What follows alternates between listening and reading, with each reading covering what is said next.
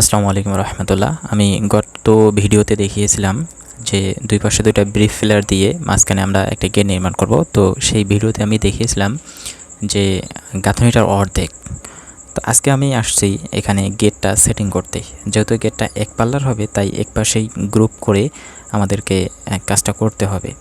তো এখানে আমরা অলরেডি কাজে লেগে পড়েছি। আমার সহকারী তিনি গ্রুপ করতেছে। এখানে কাজটা খুব সতর্কতার সহিত করতে হবে যাতে কোনো প্রবলেম না হয়। এখানে দেখতে পাচ্ছেন যে অ্যাঙ্গেলের যে গ্রুপগুলোর যে ক্লামগুলো এগুলো অনেক বেশি লম্বা দেওয়া হয়েছে, যার কারণে এই পিলারগুলোতে একটু ডিপ করে গ্রুপ কাটতে হবে, যেটা অনেক রিক্সের।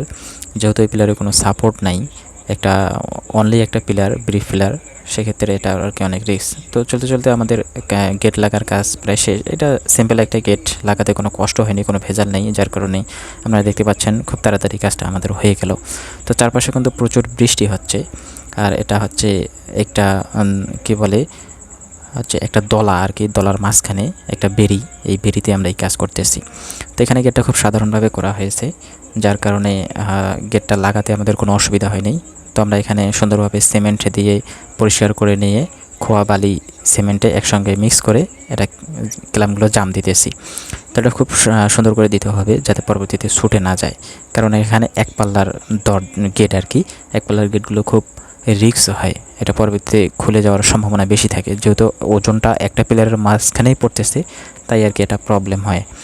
তো এভাবে সতর্কতার সহিত আমাদেরকে কাজ করতে হবে। তো পরবর্তী ভিডিওর জন্য আমাদের পেজটাকে অবশ্যই ফলো করবে।